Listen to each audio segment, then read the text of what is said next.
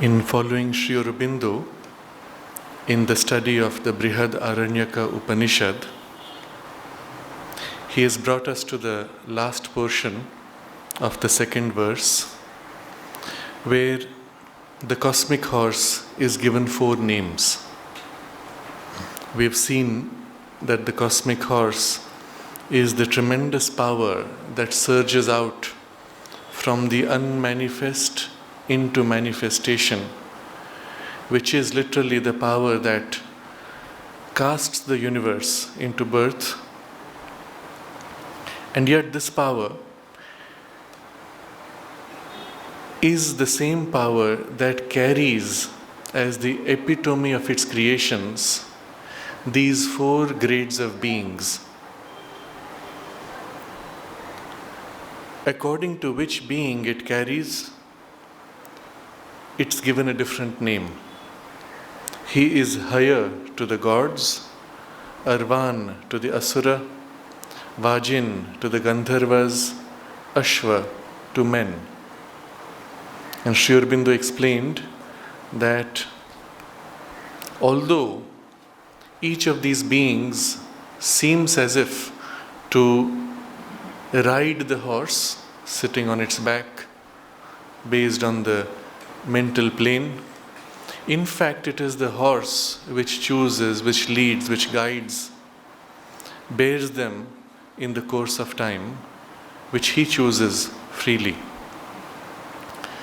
In elaborating on the 4 names, Sri Aurobindo refers to Shankara's commentary and points out that Shankara himself recognized that these names represented some peculiarity of the motion, of the movement, but he could not go deeper, and he finally left it to different families of horses and riders. But Sri Aurobindo says that that is not enough. The Upanishad does not waste words, and we must go deeper.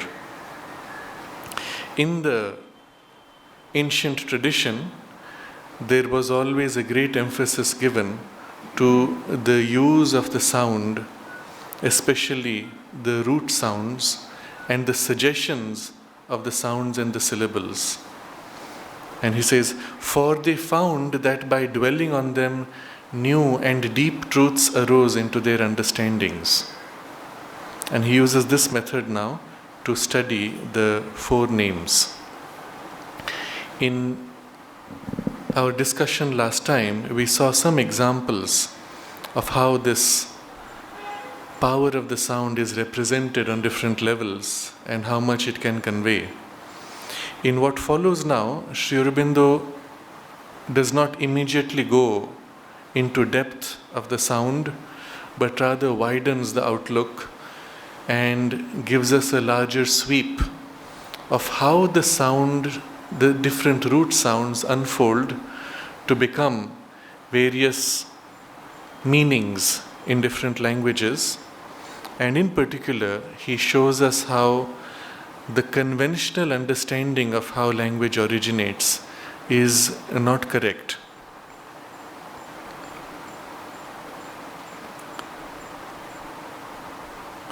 Here, modern philology comes to our help, for by the clue it has given, we can revive in its principle the nirukta of our ancestors and discover by induction and inference the old meaning of the Vedic vocables. And he applies the modern philology, but also corrects it as he proceeds. I will leave higher alone for the present, because philology unaided does not help us very much in getting at the sense of its application. In discovering the Vishishta Gati, which the word conveyed to the mind of the sage. Vishishta Gati, the special quality, the special speed, the preeminent sense. He leaves that for later, comes to it at the end, but just for our study, we can see what it means. Here, he comes to the conclusion that it represents the character which is of the gods, And he says it is brightness and joyousness which is the character of the Aryan gods. And higher conveys that sense. But this he leaves for later. Because in this case we must understand that over the thousands of years that the languages have evolved and become more narrow and specific in their sense, the words have undergone many changes. And it is often very difficult to trace back certain words unless there is the help of intuition or a deeper understanding of how exactly the root sounds develop. This Sri Aurobindo has elaborated on and gone into depth in separate articles, which perhaps we will see later. One in particular, he develops the whole principle of how the root sounds reflect psychological sense in material vibration and how all language emerges from this connection.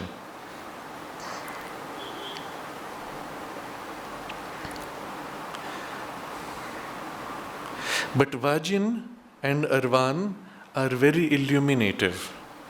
Vaja and Vajin are common Vedic words. They recur perpetually in the Rig Veda. The sense of Vaja is essentially substantiality of being attended with plenty, from which it came to signify full force, copiousness, strength, and by an easy transition, substance and plenty in the sense of wealth and possessions. So here already we get a glimpse of how the language develops, and he is taking us through three stages. First, the root, the sense of Vaja is essentially, so at each, for each root and combination of root sounds, there is an essential meaning. From that essential meaning, there are specific forms which emerge. Out of those, narrower specific forms further emerge.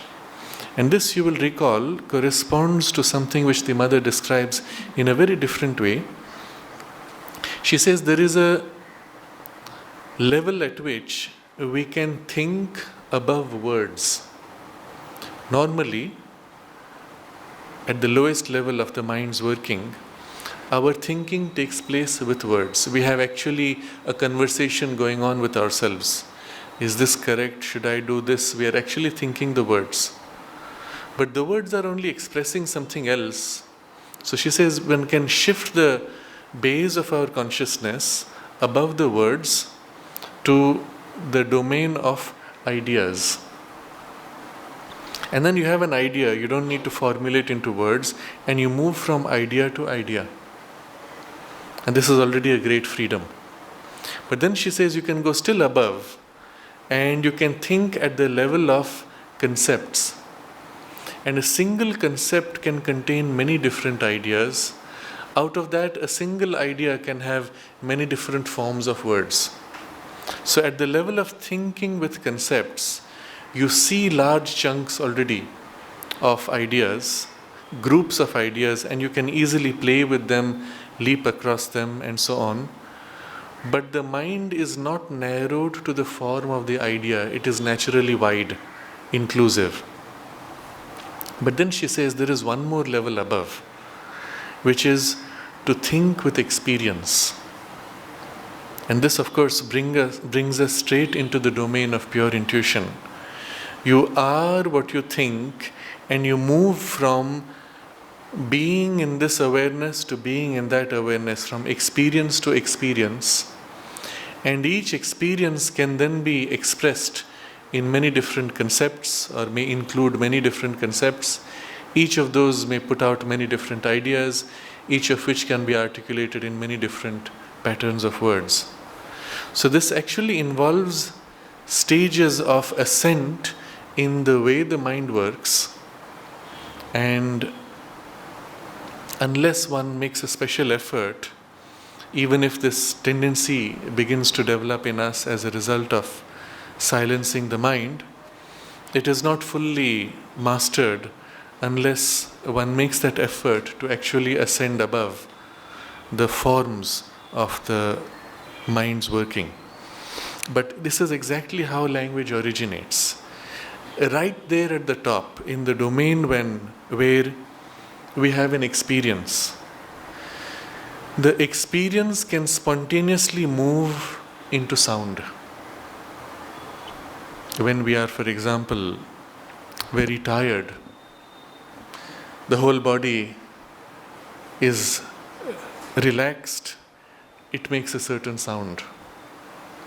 When we are extremely upset, if we let that tension release itself in sound, we tend to throw out certain sounds.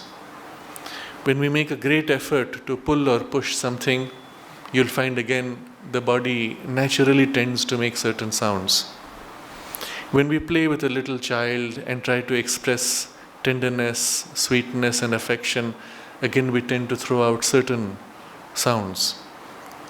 At that point, we don't think of words, we don't think of language, and you will find across different cultures these sounds are similar. So there is an obvious vibrational expression in sound of a certain state or quality of the psychological consciousness. So this shows us the essential consciousness associated with a particular sound quality.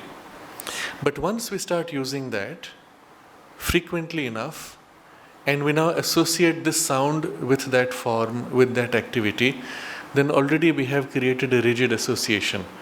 And then if we have to express specific words, the sounds vary from there to lean towards different vibrational qualities to form words.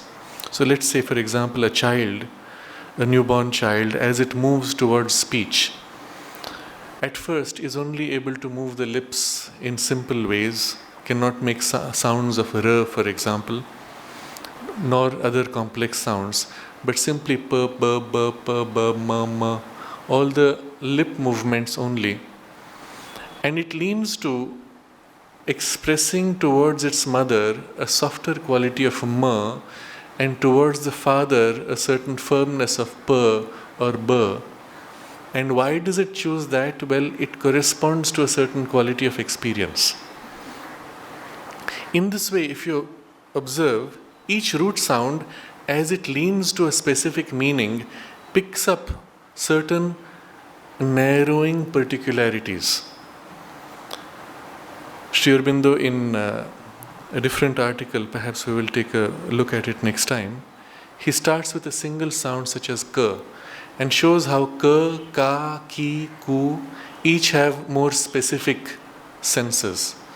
Then from the ki, let's say, the kim, kit, kir, etc., extensions with other sounds, combinations, go to more narrower specific senses.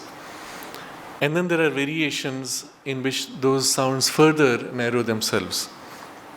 So we understand here there is a broad, all-inclusive vibrational quality and a root sound emerging from that. Then as that vibrational quality becomes more specific, the root sounds move and are varied to represent those specific qualities. So here, vaja is already a combination of sounds, but that combination is essentially, and this is right there at the top, substantiality of being attended with plenty. Now, if you see this description, it has nothing to do with forms, nothing to do with objects, even nothing to do with idea or concept. It is pure experience. The feeling that your being, your existence is full, substantial, with plentifulness, complete. This feeling, this pure experience of consciousness, this is vaja in essence. So, the sense of vaja is essentially substantiality of being attended with plenty. I am full, I am complete, I have everything, the sense of plentifulness, diversity coming from this dense fullness, and it is a pure experience. It's not associated with any form. And now as it moves in from domain of pure experience to concept, idea and form of idea, you will see how it narrows down. So next step, from which it came to signify full force, copiousness, strength. So this is moving in the direction of forcefulness. Ja, jayate, there's the root sound from vaja. The root sound of ja, which is the next extension from it, is to take birth, to take form, to become. So the force of that movement, full force, copiousness, strength. The force itself of that movement is now substantial with plenty. So it moves obviously in the direction of expressing strength, fullness of force, copiousness, and then a further step. And by an easy transition, substance and plenty in the sense of wealth and possessions. So now it has moved in the domain of form. Where do you feel in form this sense of substantiality, plenty, or force, full force, copiousness and strength? When in the domain of form, well, when you have plenty of objects, things of value, things which give you strength or power of effectivity, completeness of possession. So the sense of wealth and possession, and plenty in the sense of wealth and possession. You get here a sense of how the language has a pure essential experience. It moves to a more psychological quality with thought, emotional content, and then it moves to a material form which takes a more specific appearance. So there can be no doubt about Vajin. So Vajin in its most material sense would be simply this: plenty of wealth, of possessions. So this is Vajin. We will see how it connects with the Gandharvas shortly. And he moves to the next word, which is Arvan. There can be no doubt about Vajin, but European scholarship has confused for us the approach to the sense of Arvan.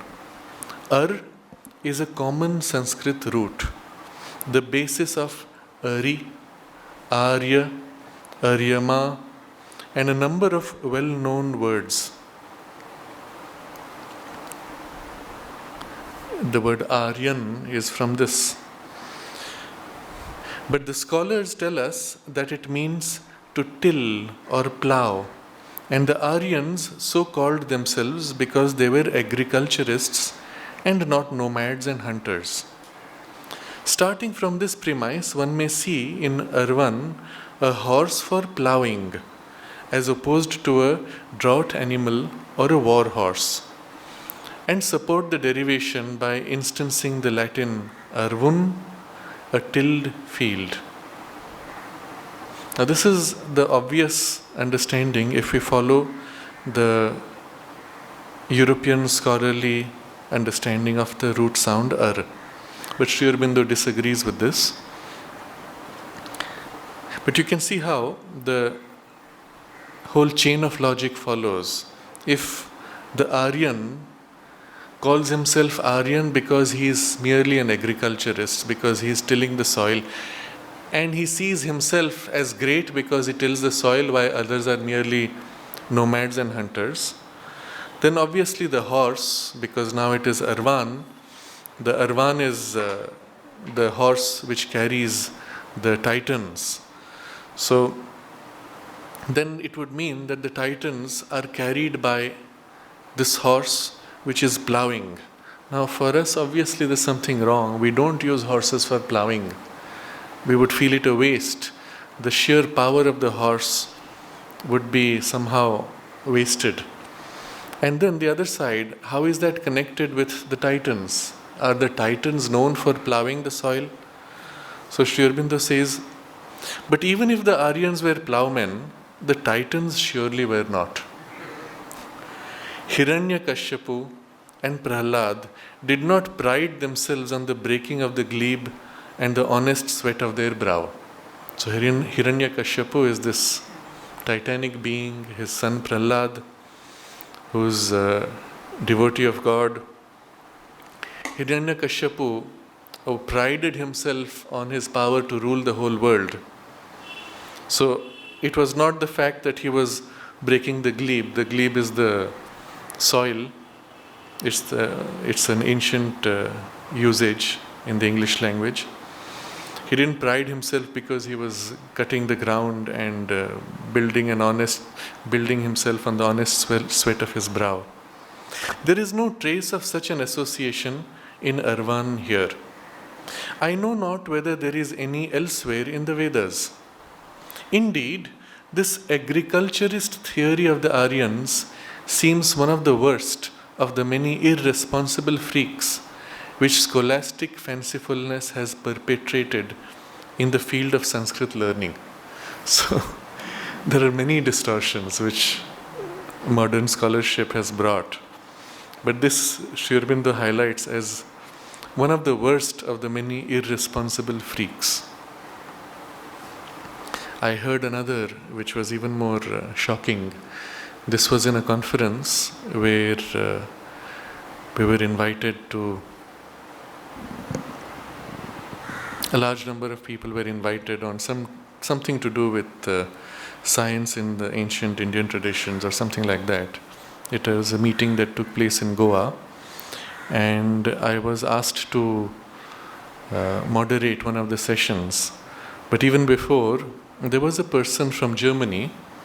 He had given himself a Vedic name, and so people thought that he was a great appreciator of the Veda, and he was invited purely because of the name that he had given himself, something Ushanas and something, and he claimed that he had decoded the script of the Harappan inscriptions and shown that it actually corresponded to Vedic texts.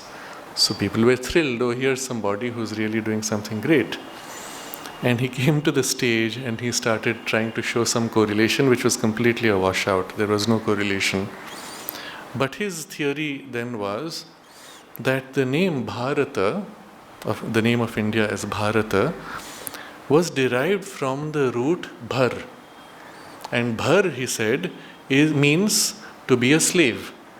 So because this was a civilization of slaves, therefore it prided itself on its slavery, and Bharata comes from the root bhar, which says, we are wonderful slaves.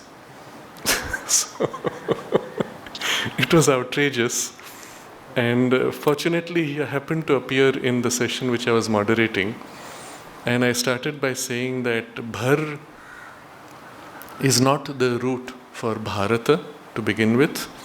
And bhar itself is not a root, it's already a derivation from the root.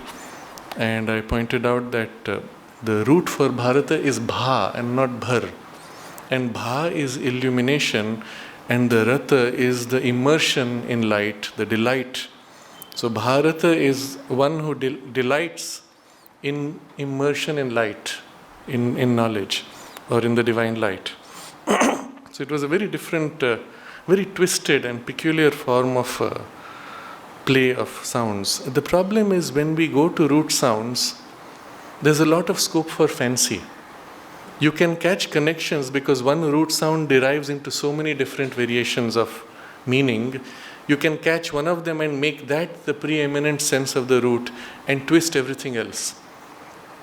The only way we can avoid such a mistake is by studying deeply and not binding ourselves to a specific form, but trying to catch the essential meaning behind all these forms. How would one do that? And the fascinating thing is, Sri Aurobindo not only has several extensive, detailed articles describing this whole process of language formation, but he has also written out 40 notebooks worth of root sounds and the words from which derive from them. And it is amazing to see that. I had at one point when I was working in the archives, occasion to see those notebooks, and I asked why they had not been published yet. And the person who was handling that whole thing said, "Oh, but this is nothing. Sri Aurobindo has only copied from some conventional dictionary." And I said, "But that's not true. You can see the way he has written these out. First of all, if there was a dictionary already having those things, why would he bother to copy? He was already a master of so many languages. He even had those reference works with him. Why would you bother to copy a dictionary into notebooks and preserve those notebooks even?" So that doesn't make sense. But what you see actually in the way he connects the words to the root sounds, some of them are not obvious. There is something which is unconventional. It is not matching the conventional etymology which we have today. So I do think at some point these notebooks should be published, and I find in them the evidence for his theory of how language emerges from root sounds. So many of these irresponsible freaks of scholastic fancifulness will be hopefully cleared out once we study those texts and that work of Sri Aurobindo in greater detail. Anyway, the argument continues. Sri Aurobindo now convinces us no ancient race would be likely so to designate itself. That is, no ancient race would say, "I am great because I am an agriculturist and not merely a nomad." Each race, each culture or civilization looked to something greater and higher as its ideal. Now he tells us what it is. Signifies essentially any kind of preeminence in fact or force in act. So again, we are looking at first the essential meaning. From there, it means therefore to be strong, high, swift or active, preeminent, noble, excellent or first. Now you see from there a further variation. To raise, lead, begin or rule. And then from there a narrow meaning. It means also to struggle, fight, to drive, to labor, to plow. So yes, plow is also there, but as one of the very narrow, specific, extreme meanings. So let's see again the whole chain. First, in essentiality, signifies any kind of preeminence in fact or force in act. So, when you look at something, anything, an object, person, situation, capacity, what makes it stand out from everything else? So this is the preeminence. And the standing out, the preeminence, in fact, this mountain is the tallest. This bow is the strongest. This building is the most wonderful, the highest, the largest, the strongest. This horse is the fastest. So whatever makes this thing stand out against all else. So this is the preeminence in fact, or preeminence in force in act. So when you move into action, what is the quality of force that stands out? With the horse, it's obvious, it is its speed. With the elephant, it is not the speed, it is this perhaps sheer strength or static power, not so much the dynamic speed, but the slow, steady but forceful. A tree, for example, we may not see in terms of action, but the height of the tree itself could be seen as an extension upwards and as its preeminent action. So, in fact, where something is static, or in act, where there's a force in the action, what is the preeminent quality? And that is ar. It means, therefore, now we move from this pure experience of standing out, an extreme, pure, high, outstanding quality in consciousness, and this would be the experience in the essence, in the intuitive consciousness. And we move from here now to the domain of concept or thought. So it means, therefore, to be strong, high, swift or active, preeminent, noble, excellent, or first. Now you'll see, even in this sequence, the way Sri Aurobindo lists it, he goes from the most abstract to the least abstract, although it is still in the domain of pure idea. Now in this domain, you will see there is no form associated still. None of these things have any quality of form. Strong, high, swift, active, preeminent, noble, excellent, first. You cannot associate with a form. You could apply it to any form practically.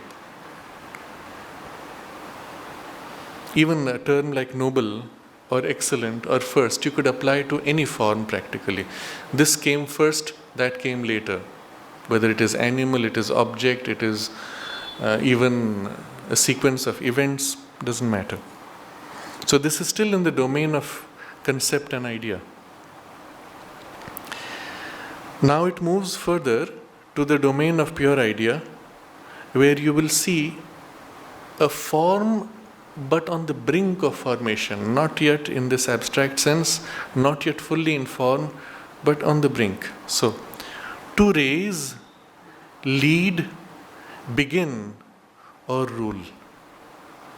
So this preeminent quality now, because it represents this sense of height, swiftness, nobility, excellence first, when it applies that in the domain of form, the quality of its application is it raises, it leads, it begins from being first, it rules because it stands out, and from above it stands above all things, leads them, rules them, raises them to its own height, etc. And now from here you see a further movement into domain of form. And here again he moves through a series of words from the least formed to the most. And it means also to struggle, fight, to drive, to labor, to plow.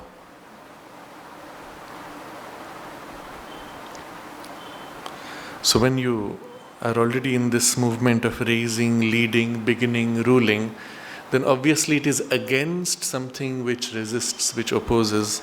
So it has naturally this connotation of struggling, fighting, overriding, driving, compelling, laboring, and in the most material sense, plowing, because that's the sense of working against a resistance. The sense of struggle and combat appears in Ari, the word Ari, from Ar. Now you can have many variations. So Ari, it leans in a particular direction. Ari is an enemy. So the sense of struggle and combat appears in Ari, an enemy. The Greek, Ares, the war god, Arete, virtue, meaning originally like the Latin virtus, valor, the Latin arma, weapons. So it's showing you how in different languages, where the root sounds are still strong, how from this one sound these various derivations came, all having to do with war, valor, weapon, enemy, etc. Arya, now he comes to the root here. Arya means strong, high, noble, or warlike, as indeed its use in literature constantly indicates. Strong, high, noble, or warlike. We can now discover the true force of Arvan. It is the strong one in command. It is the stallion or the bull that is master of the herd, the leader, master or fighter. So Arvan gives you this sense: leader, fighter, master of the herd, master or fighter.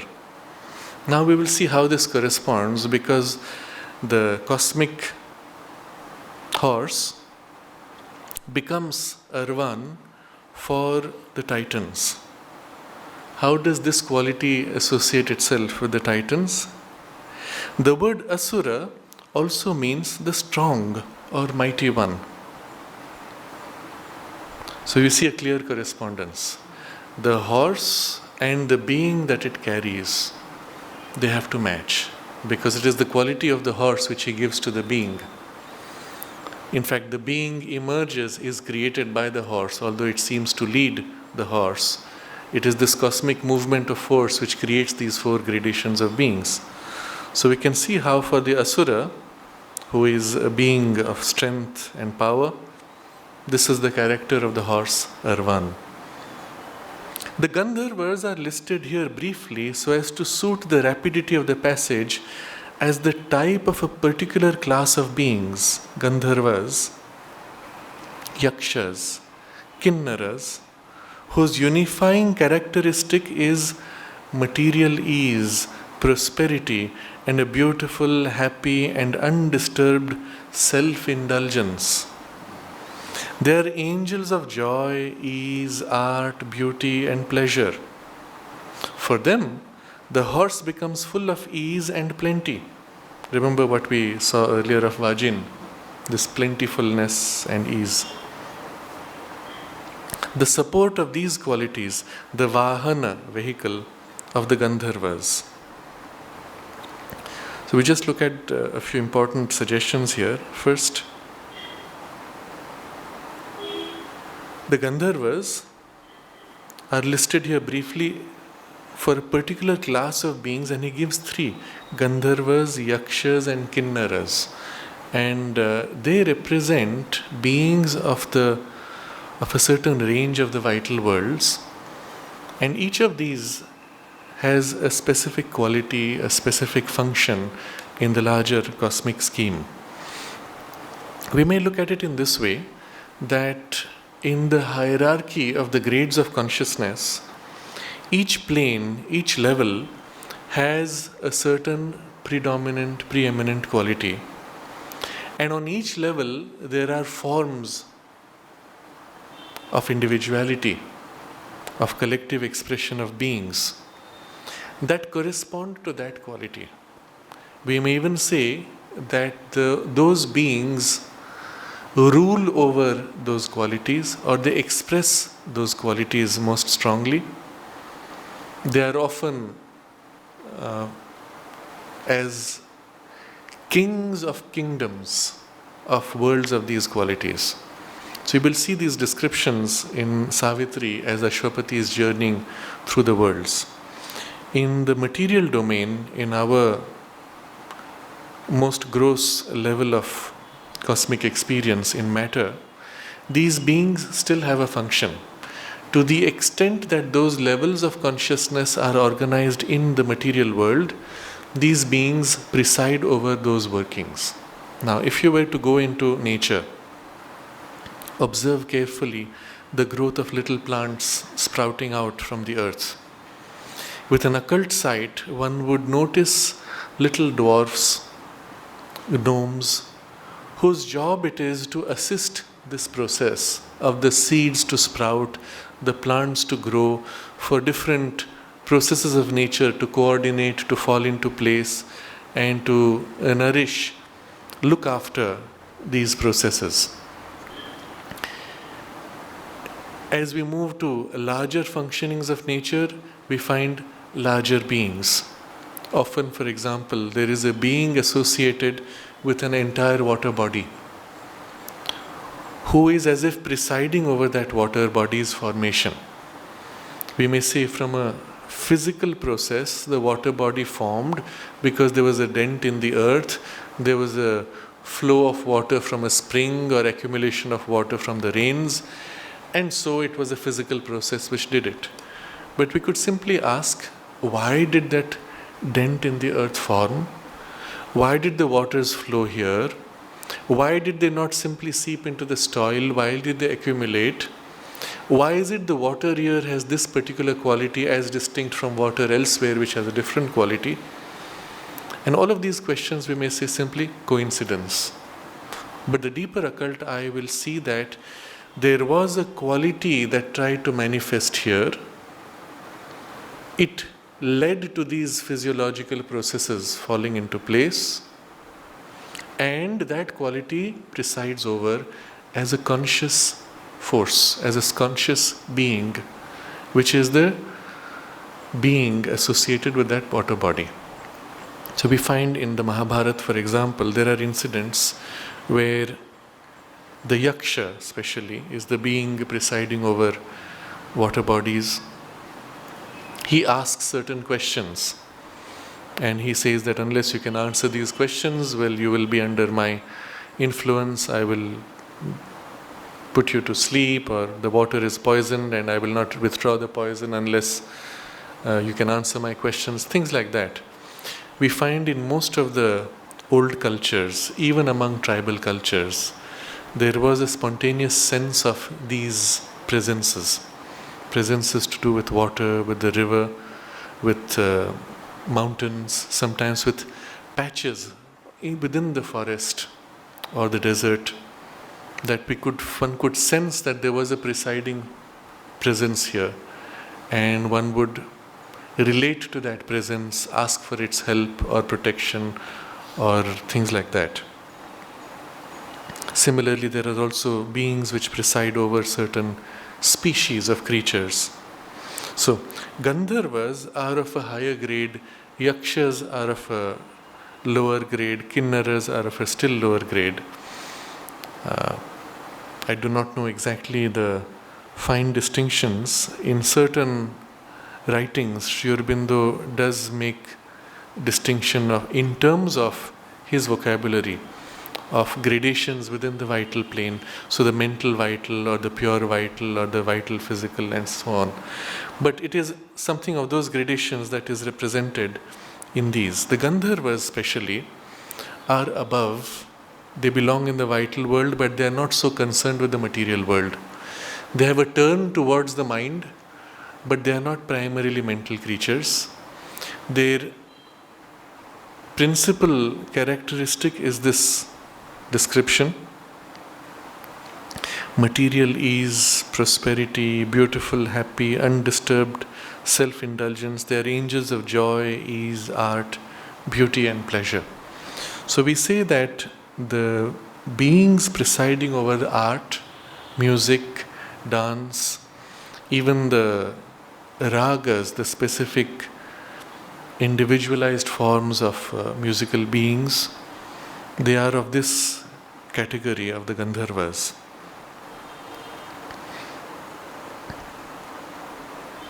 So you see this quality, angels of joy, ease, art, beauty and pleasure. And so for them the horse becomes full of ease and plenty. The support of these qualities, the Vahana, carrier of the Gandharvas. The Asuras are similarly angels of might and force and violent struggle. Self-will is their characteristic, just as an undisciplined fury of self-indulgence is the characteristic of their kindred Rakshasas. So now he has brought in two terms, Asuras and Rakshasas. Again, just as among the Gandharvas we have seen Gandharva, Yaksha and Kinnara, Asura and Rakshasa are associated together, but between the two, Sri Aurobindo explains elsewhere, the Asuras are creatures which are much more mental. They belong in the domain of the vital mind, but they are mental beings primarily, and so they have this power of the mind, of the intellect, by which they can justify themselves. They are more sophisticated, much larger in their scope of action and ambition, whereas the Rakshasas are much more vital beings of the same character, but being vital beings primarily, they're driven by raw vitality. So here he describes the Rakshasas as having undisciplined fury of self-indulgence. But with the Asuras, it is angels of might and force and violent struggle. Self-will is their characteristic. So that's why you will see in the Ramayana, for example, Rama, as he wanders through India, he destroys the Rakshasas. And the Rakshasas are not doing anything great.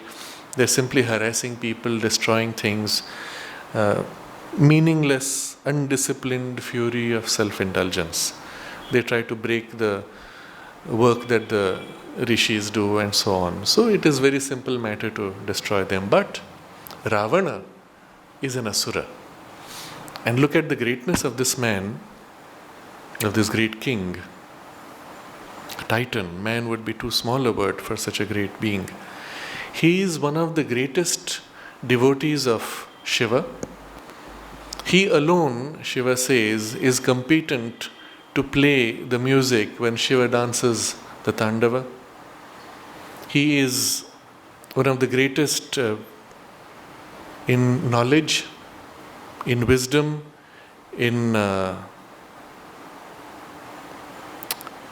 application of power, in Rajaniti, yes. The science of ruling, application of power in life, the science of ruling a whole nation.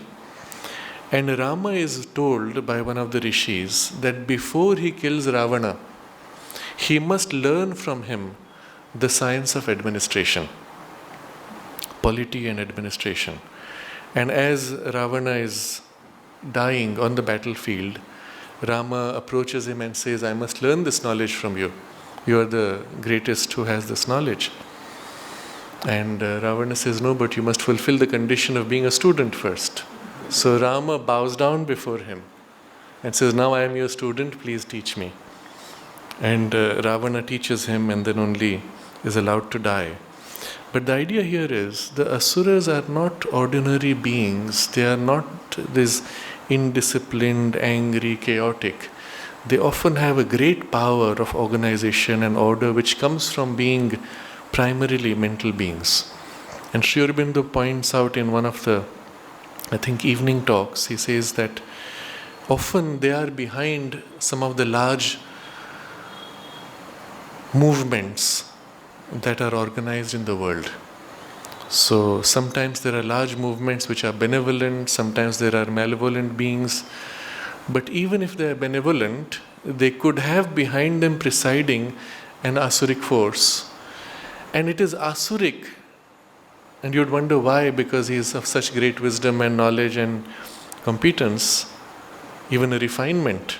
But he is asuric because he puts all of his capacity under his personal interest of his personal ego, instead of recognizing that they are all gifts from the divine.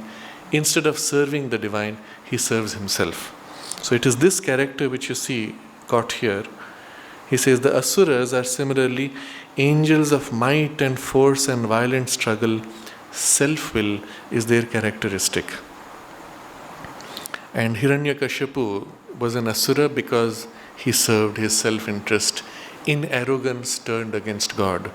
Similarly, Ravana too, although he was a great bhakta of Shiva, and his tremendous power, he could not be defeated. His tremendous power was because of his worship, his tapas of worshipping God. And there's a particular point in the Ramayana where he is going to perform this special puja. If he completes it, then he cannot be defeated anymore, and the puja must be broken.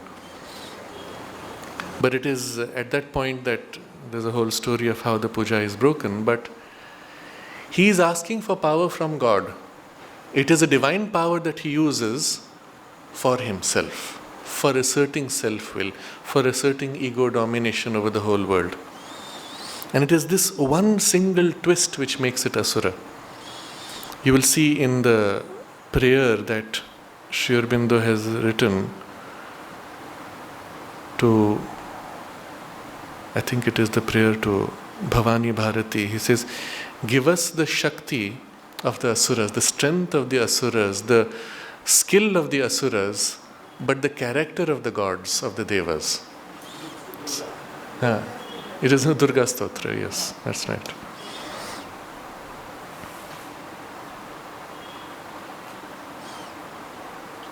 In the other image which we have, while we are dwelling on this, the image of the Samudra Manthan, the churning of the ocean, in which all the different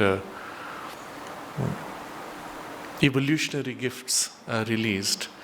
The ocean is churned with the mountain Meru in the center, the serpent coiled around it, and on the one side the gods, on the other side the asuras. Literally placing both on equal footing. They are as if serving complementary functions. And in the divine providence, the gods are given the tail of the snake and the asuras are given the head of the snake, because the snake, when it is in distension, throws out poison and fire, and only the asuras have the strength to bear it. The gods are too weak. They have wisdom, but they do not have strength. Asuras have strength, but not the humility of a higher wisdom. So Sri Aurobindo continues, self-will is their characteristic of the asura, just as an undisciplined fury of self-indulgence is the characteristic of their kindred Rakshasas. It is a self-will capable of discipline, but always huge and impetuous even in discipline, always based on a colossal egoism. They struggle gigantically to impose that egoism on their surroundings. It is for these mighty but imperfect beings that the horse adapts himself to their needs, becomes full of force and might, and bears up their gigantic struggle, their unceasing effort. So we see how beautifully the two things correspond. For the asuras as well as for the Gandharvas, how the horse puts up these qualities, and it is the form of these qualities that the name captures.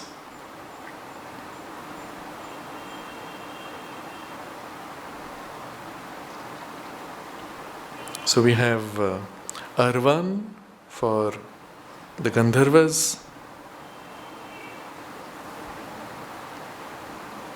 Arvan for the Asuras, and Vajin for the Gandharvas. And the third one is Haya. And Haya, in the light of these examples, we can hazard a suggestion. The root meaning is motion. But from certain kindred words, hill to swing, hind to swing, hind to roam about freely, and from another sense of he, to exhilarate, to gladden, we may perhaps infer that Haya indicated to the sage a swift, free, and joyous bounding motion, fit movement for the bearer of the gods. We will see this in more detail next time, because each of these words he is referring to and the way the pure sense moves into specifics, we will have to study that in greater detail. But you get a sense already of what is the match for the gods. For the Aryan gods were devas, angels of joy and brightness, fulfilled in being, in harmony with their functions and surroundings, not like the Titans, imperfect, dispossessed, struggling. Firmly seated on the bounding joy of the horse, they deliver themselves confidently to the exaltation of his movements. The sense here is not so plain and certain as the Vajin and Arvan, but Haya must certainly have been one in character with the Deva in order to be his Vahana. The sense I have given certainly belongs to the word the Deva, is discoverable in Haya from its roots, and that this brightness and joyousness was the character of the Aryan gods. I think every reader of Veda and Purana must feel and admit. So this is Sri Aurobindo's conclusion with Haya. But we'll come back to this in detail, and then he takes up Ashva for the human beings.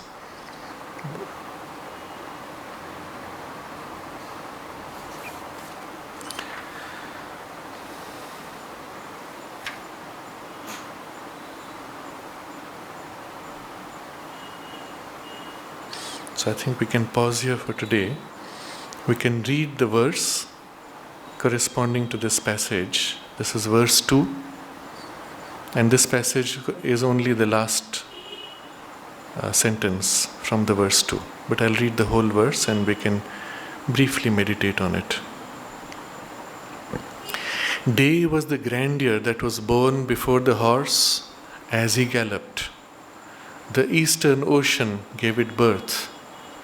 Night was the grandeur that was born behind him, and its birth was from the other waters. These are the grandeurs that came into being on either side of the horse.